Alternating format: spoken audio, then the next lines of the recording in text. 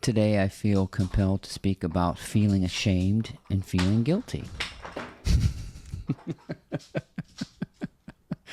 The dog is having a fit with one of her toys. She's not ashamed, nor is she feeling guilty. So we can be just like that, free of that. But it's not as easy as just saying, stop feeling guilty, stop feeling sorry for yourself. It's like telling somebody to stop worrying. You can even feel guilty about feeling guilty. But you have to realize it's self-imposed. And we can free ourselves from it. Because everybody's guilty. But not in the ways that you think we are. Stick around.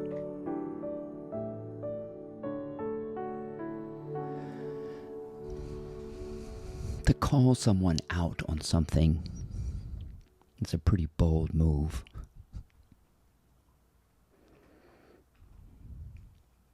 And spiritual teaching is tough because you would have to assume you're free of something. And you're not. I'm no more free of something than you are. I'm actually bound to it just like you. So the freedom from guilt and shame is a metaphysical one that's very difficult to point out without coming across as a hypocrite. See, the Buddha and Jesus and Lao Tzu and Socrates and all these people that were pointing out things are absolute hypocrites. It makes them sound like their shit don't stink, right? When Jesus pontificates and says, blessed are the poor in spirit, and can't you do better, you sour sap? Well, he was the boss's son. He had some kind of privileged inside information. The Buddha claimed to be awake. So it's easy for him to say, stand in equanimity and disassociate yourself from circumstances. You're free. And the ego hears something like that. So, well, easy for you to say, you're some higher figure than me. And thus the war begins. Your God is greater than my God. This person is pedestalized above me. I am just a worm. But we are all worms pointing out that we're worms. Or we're all gods pointing out that we're gods. We're all naked human beings saying, oh my God, you don't have any clothes on.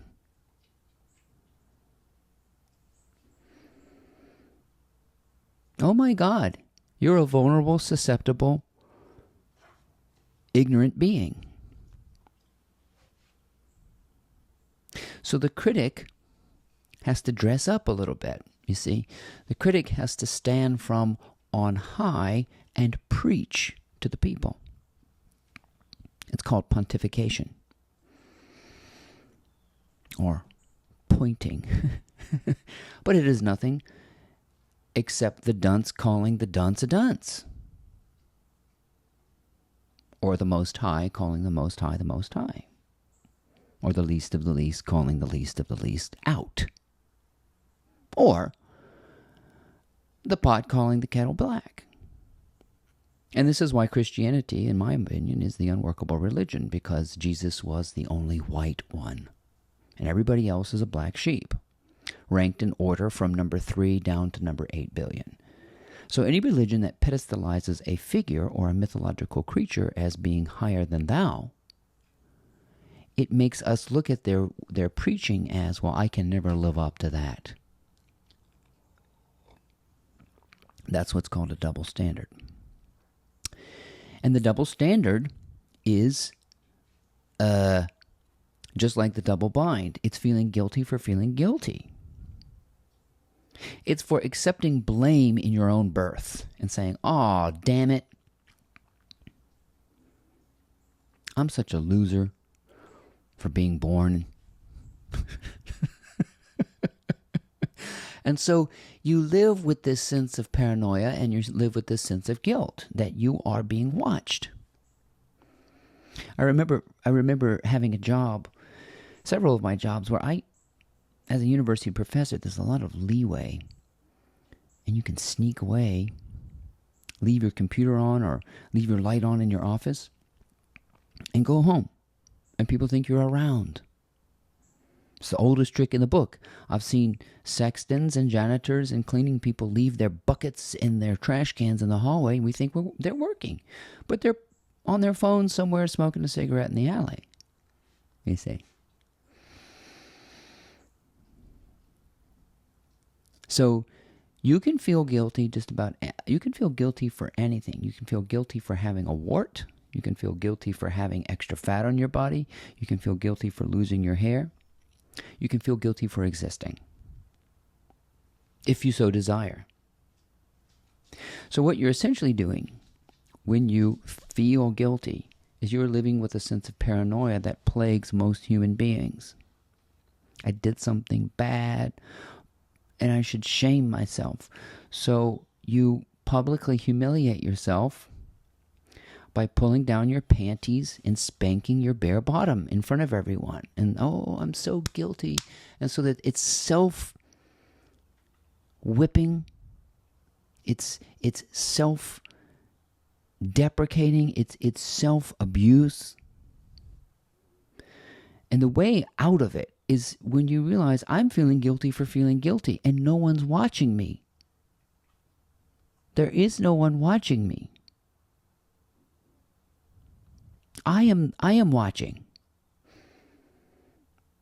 So when the critic tells you, I'll give you an example. Someone recently told me my book was too hard to read. So in order for me to believe that, I would have to accept them as superior to me. And for her to have said that, she would have to assume the higher position. Do you see? When she has placed on her panties and pulled mine down and spanked me. You see? And so now I feel bad because my book is too hard to read. Or my YouTube channel is about things I can't understand. So, what are you guilty of? Except just being yourself. We're all guilty of being ourselves. And that includes clumsiness, ignorance, forgetfulness. Every person on the planet is a big baby who doesn't know anything. And I'm trying to expose it, yet I'm admitting I'm a big baby that doesn't know anything. I'm a playful individual with love in my heart, and I no longer feel guilty for being who I am. So you understand that in the unity of your own presence, in the depth of your own presence, you'll understand that when you accuse someone, the accuser and the accused are one. The critic is the same. Vulnerable. Think about anybody that has criticized you or told you something, even that you've criticized yourself. You would have to presume omniscience to criticize anybody. Because everybody's at fault. You are at fault for circulating your blood. You are at fault for blowing the wind.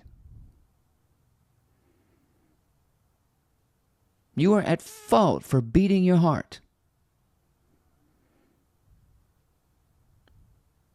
Is that guilt? No. Innocence and guilt are the same. You know why? Because at the individual level, nobody knows any better.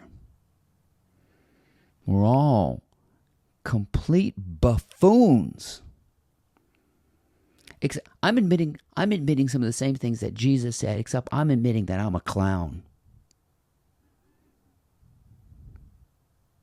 I'm not using language like, I will go and make a place for you in my Father's house. Come to me, all ye that are heavy laden, and I will refresh you. I'm not using all that pedestal language. I'm a big sham too, but I'm not ashamed of it. That's part of the whole thing. Klutzy, clumsy, stumbling your way. It's a romantic adventure. So the sense of self and other will never go away.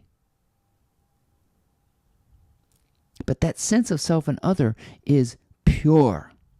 It's like two blind people dancing a divine jig and leaving a wonderful, intricate pattern on a dance floor.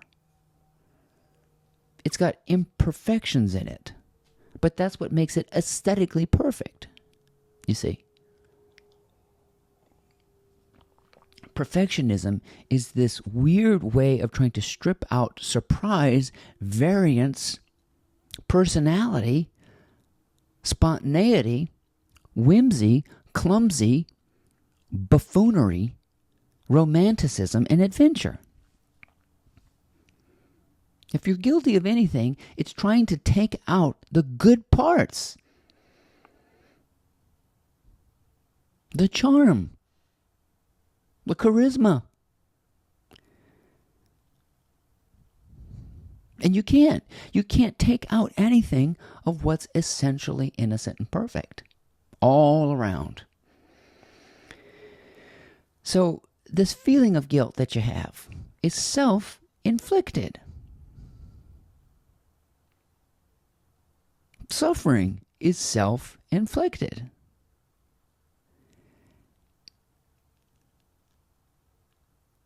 So if you're carrying around this sense of guilt, I want you to pay attention to all the things you do in private that nobody ever sees, that you feel so goddamn guilty about. Looking at yourself in the mirror, you feel guilty for that? Eating a donut, you feel guilty for that? Spending too much money, you feel guilty on that? Wanting to be part of a throuple, you feel guilty about that? That is very different. Feeling guilty is very different than not paying attention to yourself. That's paying attention to yourself and getting in alignment with what you truly want. You can't do things that deny yourself once you drop into the heart like that. You can't go against yourself. You're not going against yourself anyway. Like I said, we're all at fault. And nobody can help it. That's my philosophy. Nobody can help it. And that's what the Buddha talked about when he talked about compassion. That's the same words that Jesus used when he said, Father, forgive them, for they know not what they do. Wouldn't that be the same admission as Jesus saying, I don't know what the fuck I'm doing either? Walking around healing people. I don't know what I'm doing. I didn't know the trouble it would cause. I didn't realize a religion would spark up out of this. Monuments would be built, cathedrals and stained glass would be built to honor me. How appalling. St. Francis had the same problem. He wanted his order to be in the woods. They were going to live in tents and commune with nature and be simple. And guess what happened? The Franciscans got rich, and monuments were built, and monasteries were built. So the very thing he wanted to prevent from happening happened. He got rich. So he had to shun his own order because they started acquiring property. And he didn't feel like anybody could or should own anything. See, he couldn't even help it either. Gandhi couldn't help it either. People threw money at him. He was like a magnet for money, and he didn't want it. Couldn't help it. So the universe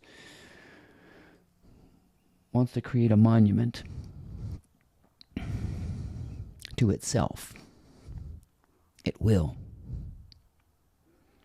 If it wants to be ashamed of itself, it will. If it wants to be itself, it can't help it. And neither can you. So I'm not gonna sit here and say, don't be ashamed of yourself. But you're gonna have to get into the double standard. Are you ashamed of being ashamed? Are you guilty for feeling guilty? Are you sick and tired of being sick and tired? These are the keyholes that unlock the kingdom of heaven, where the brain grinds down to a halt and the spirit recognizes truth. And you can stop shaming yourself because you are essentially perfect, righteous, holy, clean, unidentifiable, creative and intelligent, perfect, beautiful, wonderful, loving, and pretty funny, and fun and playful. And if you're ashamed of that, I can't help you. Because I can't even help it. My name is Ryan. I hope you enjoyed these insights. Please check out my blog, mymorningmotivator.com.